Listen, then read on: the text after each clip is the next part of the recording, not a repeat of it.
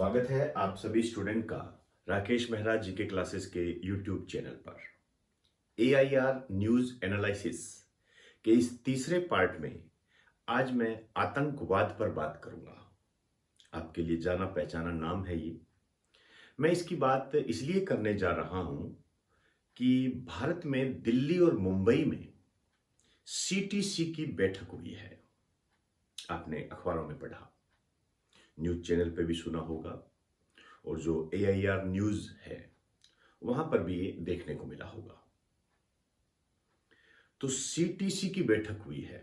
अब हम इस टॉपिक को कैसे तैयार करें, क्योंकि ये ऐसे नहीं है कि एक क्वेश्चन आ गया और उस क्वेश्चन के आसपास घूमते रहें। इस तरीके से हम तैयारी नहीं कर सकते वर्तमान में एग्जाम की।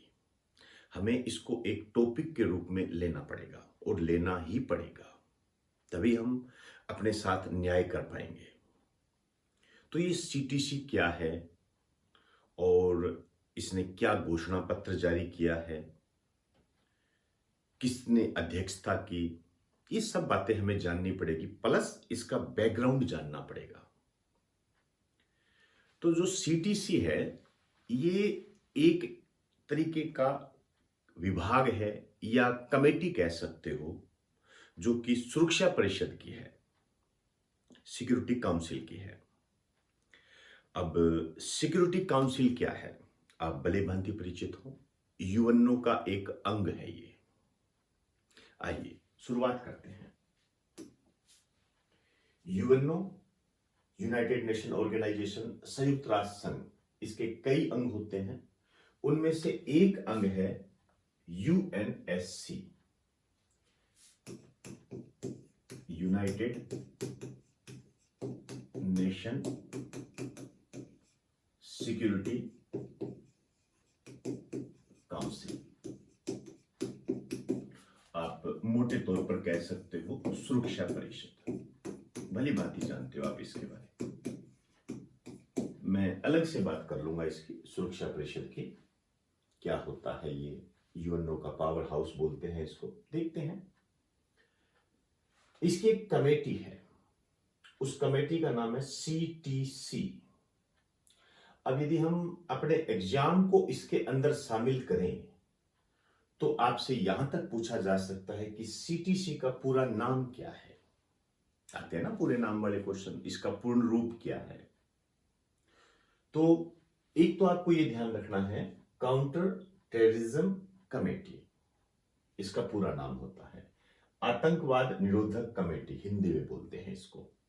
इसकी बैठक हुई है अक्टूबर 2022 में दिल्ली और मुंबई में। अब दिल्ली और मुंबई के बारे में आपको कई बार मैं बता चुका हूं। दिल्ली को रेलियों का शहर कहते हैं, यमुना नदी के किनारे है। मुंबई है, सूती कपड़ों की राजधानी है, उल्हास नदी के किनारे है। ये सब बातें हम पहले भी कर चुके हैं। दिल्ली के संबंध में यदि मैं आपसे कहूं तो बस आप ये ध्यान रखना, ये यमुना नदी के किनारे है। ये एक सदाबहार क्वेश्चन होता है, सदाबहार क्वेश्चन होता है। और इसका जो निक नेम है, इसे रेलियों का शहर कहते हैं।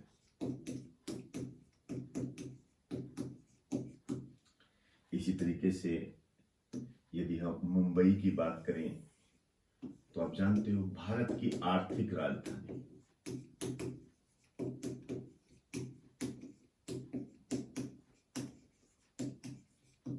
आर्थिक राजधानी के रूप में इसको जानते हैं। इसके अलावा सूती कपड़ों की राजधानी भी कहते हैं इसको।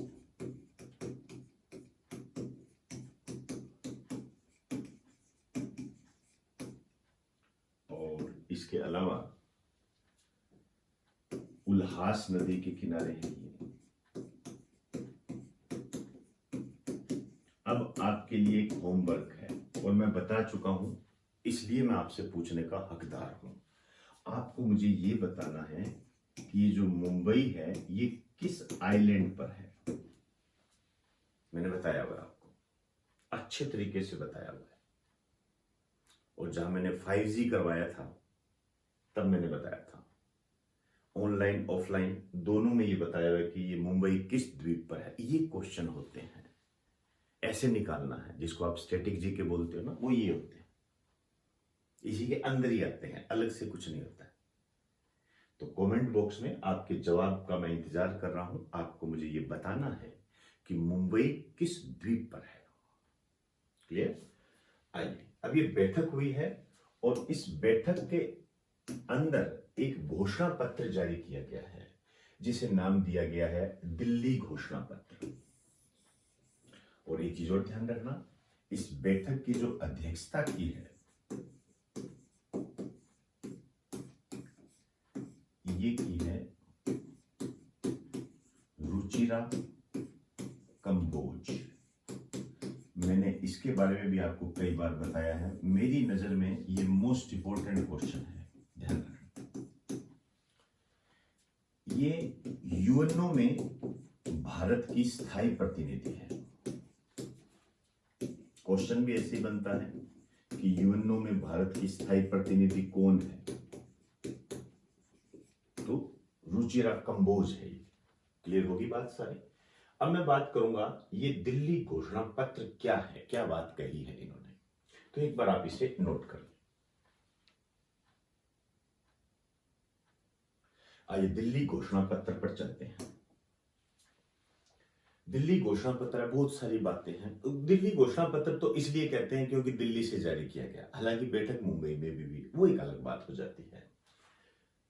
दो बातें ध्यान रखनी है, सिर्फ ज्यादा चक्कर में नहीं पड़ना, चलते चलते ध्यान रखो इसको। एक तो आतंकवाद के खिलाफ बात कही गई है, पहली बात तो दिल्ली घोषणा पत्र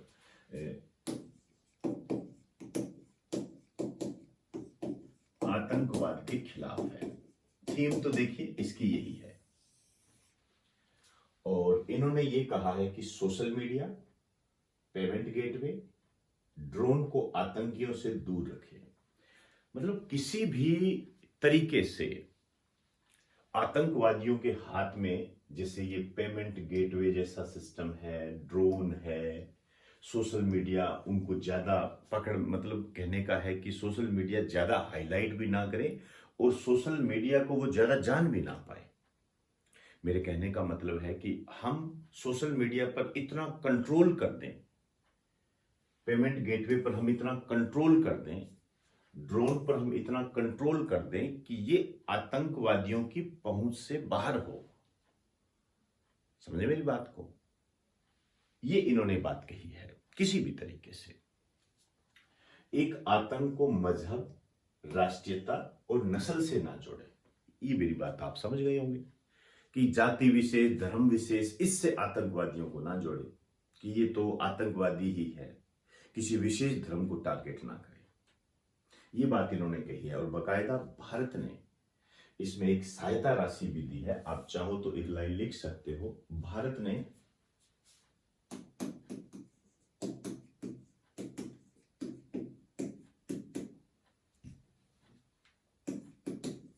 $5 करोड़ की मदद की है।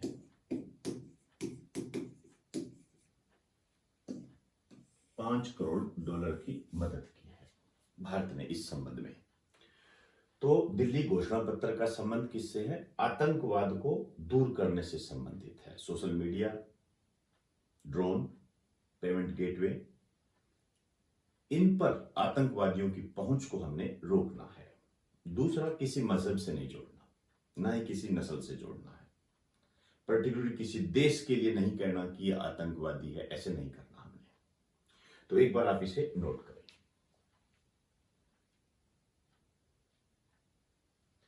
अब मैं आ रहा हूं यूएनएससी पर। इसको मैं अलग से लेके चलूंगा, यहां मैं रजिस्टर नहीं कर पाऊंगा इसको। यूएनएससी पूरा नाम तो आप समझ गए होंगे, यूनाइटेड नेशन सिक्योरिटी काउंसिल।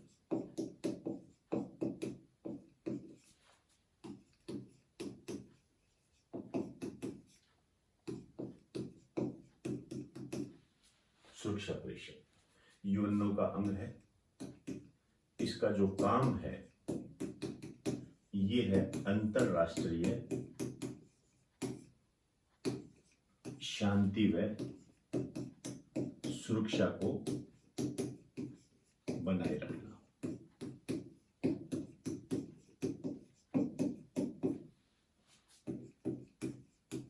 अंतरराष्ट्रीय शांति और सुरक्षा को बनाए रखना इसका काम है। अब ये एक तरीके से पुलिस की तरह काम करता है, इस कारण से इसका जो निक नेम है इसे कहते हैं दुनिया का पुलिसमैन।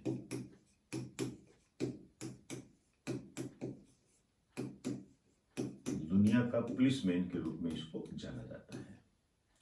दूसरा इसको कहते हैं यूएनओ का पावर हाउस।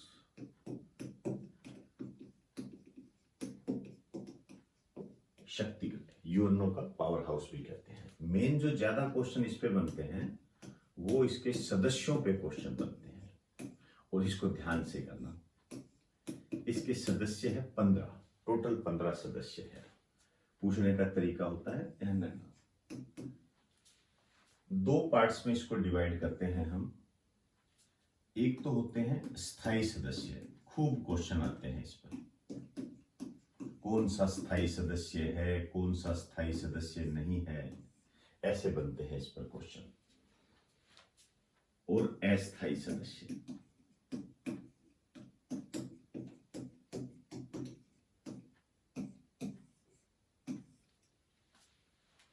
यदि स्थायी सदस्यों की बात करें तो 5 होते हैं, अस्थायी सदस्यों की बात करें तो 10 होते हैं ये। अब आप देखिए, ये जो स्थायी सदस्य है ये तो परमानेंट है। ये कौन कौन से होंगे? जैसे अमेरिका है, रशिया है, ब्रिटेन है, फ्रांस और चाइना,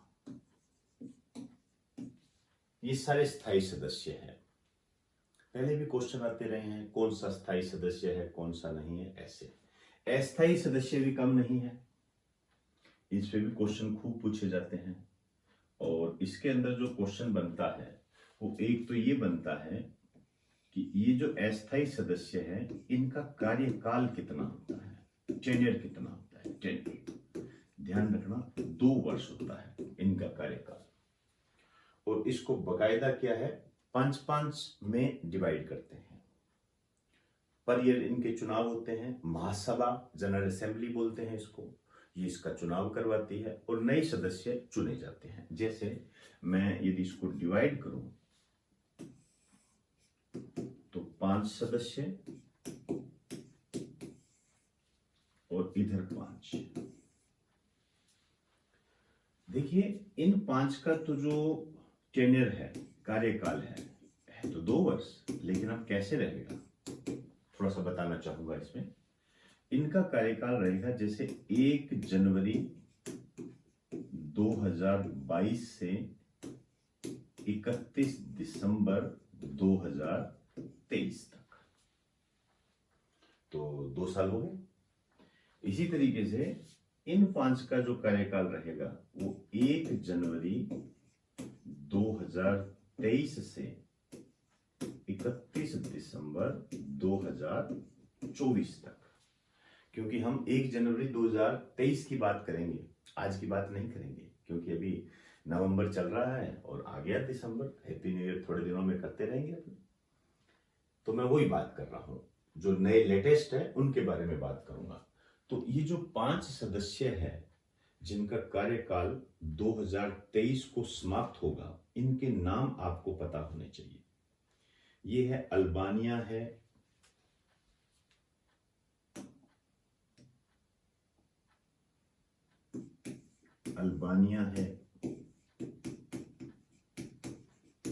ब्राजील है,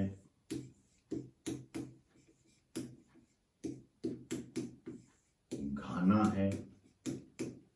अल्बानिया, ब्राजील, घाना और गैबोन,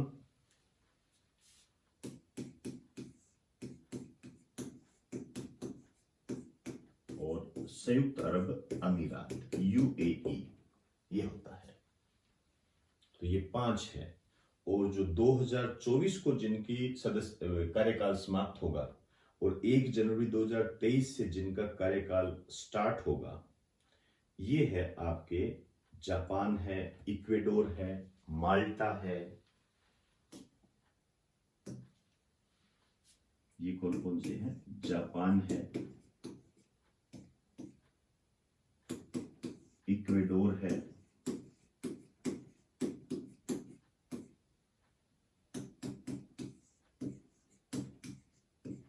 माल्टा है,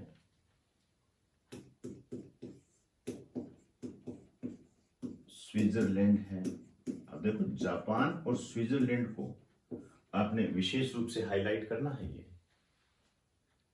और एक मोजाम्बिक है,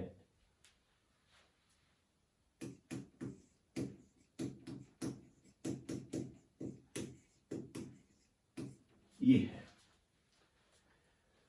तो 10 अस्थायी सदस्य हैं, जिसमें से 5 का कार्यकाल 31 दिसंबर 2023 को समाप्त होगा और 5 का कार्यकाल 31 दिसंबर 2024 को होगा। ये नए हैं, इनका कार्यकाल 1 जनवरी 2023 से प्रारंभ होगा। तो ब्लू कलर वाले ये हैं और जो रेड कलर में मैंने बताया वो ये है। इनके नाम याद रखने हैं आपने। क्लियर? और ये स्थायी सदस्य है, अब इनका तो आप जानते ही हो, ये तो क्वेश्चन आते ही आते हैं, इसमें तो कोई किंतु परंतु नहीं है। तो एक बार आप इसे नोट कर लीजिए। तो दोस्तों, आज हमने आतंकवाद को CTC से संबंधित किया और CTC UNSC से संबंधित है और UNSC UNO से संबंधित है। तो मैंने इसको बहुत ही आसान तरीके से सिक्योरिटी काउंसिल पे जो क्वेश्चन बन सकते थे उस पर बात की और उसको हमने CTC से जोड़ा और फिर हमने इसको स्टैटिक जीके से कंबाइन करते हुए इस लेक्चर को पूरा किया। इसे स्मार्ट तैयारी बोलते हैं। स्मार्ट तैयारी यही होती है। तो दोस्तों, स्मार्ट तैयारी करते रहिए और अपने लक्ष्य को आप प्राप्त करें। इसी उम्मीद के साथ आप सभी को मेरा नमस्कार।